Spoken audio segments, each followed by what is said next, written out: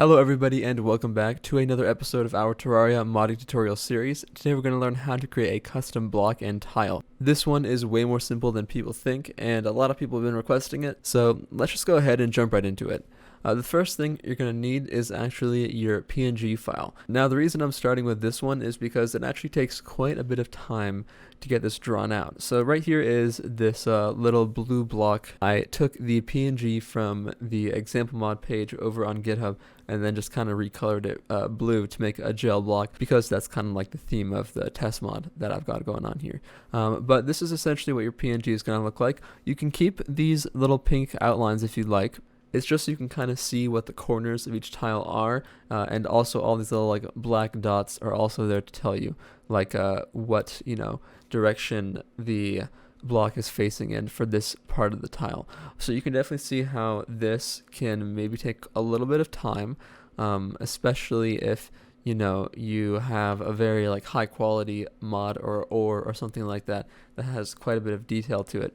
But if you want to use this as a reference, you can. I'll just go ahead and throw that in my GitHub, I guess. Even though you can pretty much find this on the example mod page. If you really wanted to, you could get rid of this pink stuff. But then if I do that, you can kind of see it's hard to tell what's going on. So I'm just going to keep that there. This does not show up in the actual tile itself, which is why it's there to begin with, right? The tiles in Terraria are 8 pixels by 8 pixels. Except this one, you also have to scale it up whenever you export it to 200%. So if we go and scale this back down by 50%, you can see we have 8 by 8 blocks. So 1, 2, 3, 4, 5, 6, 7, 8, and then 8 down as well. So although it is quite a bit of sprite work, it's actually not very intense sprite work. There's only so many pixels you can have in an 8 by 64 to be exact. But okay, once we have that PNG, you can go ahead and save that into your mod folder. And I actually have a new folder called tiles for this one. I recommend you do the same thing. We don't want to put this in items. That's bad organization. So let's go ahead and go into our code and add a new item. So I also have noticed that some people have been getting a bug when you copy and paste an existing item. There's sometimes a chance that the game doesn't really recognize it as a new class, and so you get like a resource exception error. Just make the file from scratch like this, and then copy paste your code back in here. And once you've created your new file, let's go ahead and call it gelblock.cs like I have right here. And we're going to add our usings. You don't really need a lot of usings up here. You just need Terraria, Terraria.id, and Terraria.modloader. And we're going to use our namespace for tedmod.tiles. And the public class gelblock is going to be the item. Because remember, there's 2 parts to having a tile. We have the actual item block, right, that we can use and have in our inventory to place down, maybe sell, and use to craft other things. And then we have our tile, which is actually going to be the block in the game world. As you can see, this is incredibly straightforward. It's just like creating any other simple item. All we're doing is setting our display name equal to our gel block, right, which may or may not already exist in the base game. I'm not sure. And then public override void set defaults. Now, this is where things actually might get a little bit important. Just make sure that you have these 3 things right here. Item.useTime is 10, item use animation is 10, and item.auto-reuse is equal to true. This is because this is the default use time and animation for placing an item. You can actually make this faster, like 5, but then you'll be able to place this block like lightning fast. Maybe you want that though. Maybe you have like some special building block that lets you place it really fast. Anyways, make sure you have these 3 things set like this. And for your rarity, I'm just going to say blue for mine. And for the value, I'm just saying 50, which actually, now that I think about it, might be too high.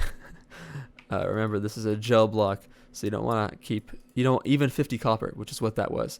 It might be a little bit too much, right? So let's just tone that down a bit. And then we have our width and height, which we're setting to 8. Makes sense, right? It's a 8 by 8 sprite. And then for our create tile, we're going to say mod content dot tile type gel block tile. So this is the most important line of code right here.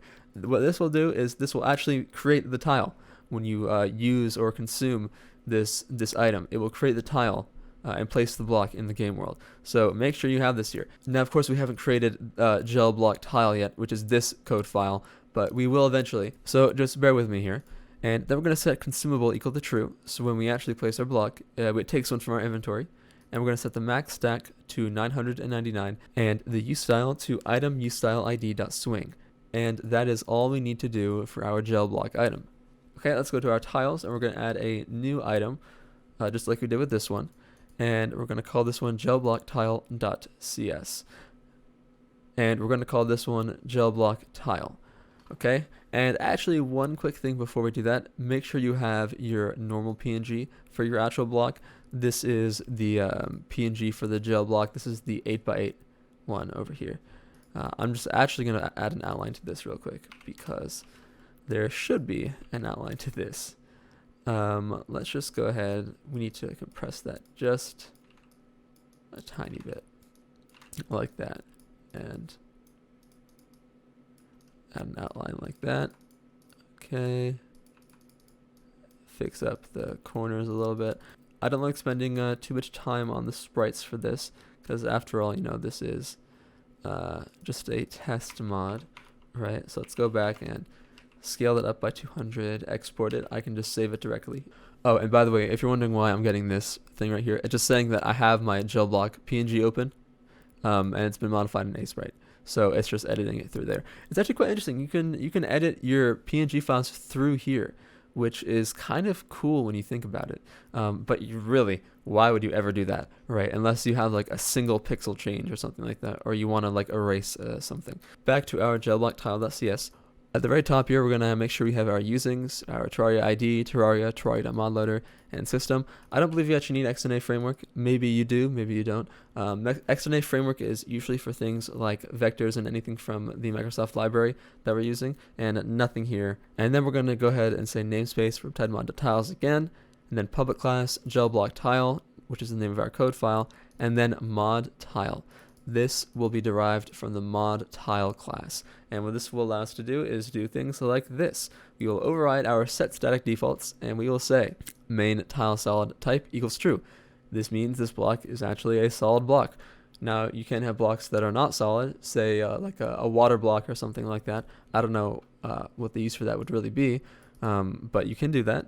And then you have your tile merge dirt. So you might notice how like I can actually hop into the game real quick and show you what I mean. So if we go into this world and I take some of my blocks, you can see I was messing around just a little bit, like a few minutes earlier. But if I break a block under the dirt and I place my gel block there, you can see the dirt kind of like conforms around it. That's what this tile merge dirt is doing. This is super important. If you have like an OR or something like that, you have to make sure to set that to true. Otherwise, things are just going to look really strange. And then right here we have main tile block light. So what this is going to do is this is actually going to have your block be affected by light. You can turn this off if you want. I'll actually turn this off because I have not tested this yet. So we'll see what that looks like in game.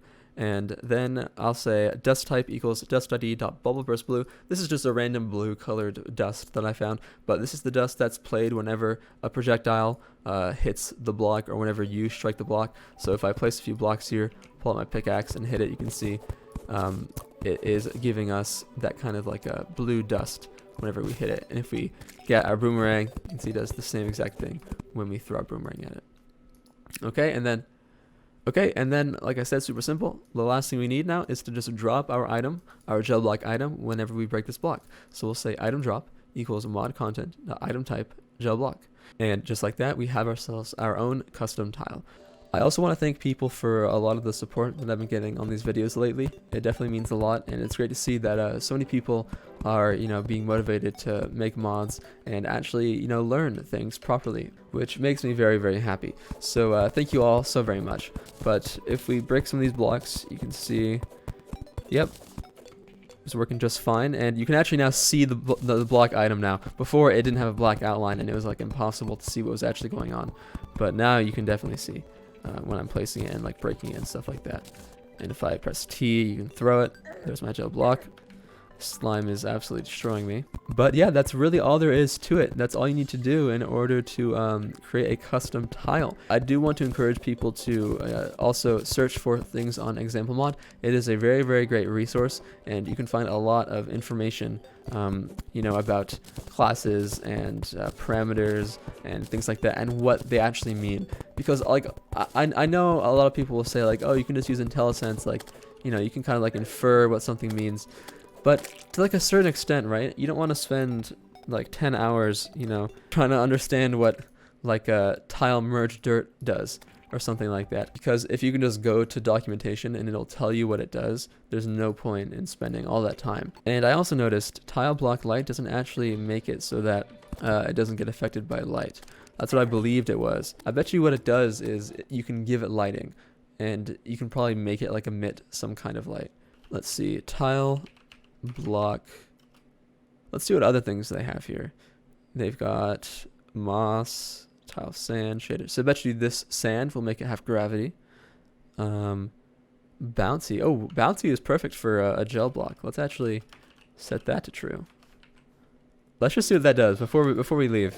Okay, it actually works. I'm bouncing now on the gel blocks. That's very awesome. But yeah, that's going to be it for this video. If you learned something new or you want any future videos, make sure to subscribe and maybe support my game development and other work over on Patreon. I'm about 1/3 of my goal to funding an animated trailer for my game Earthward, which I have been working super hard on adding multiplayer to that. So if anyone wants to give some support, that would be awesome. But if not, you can just join the Discord with the link in the description. If you want any of the assets or code that you're seeing here in these videos for Terraria, you can just go ahead and check out my own GitHub that I have linked in the description as well. Thank you all so much for watching, and I'll see you in the next video.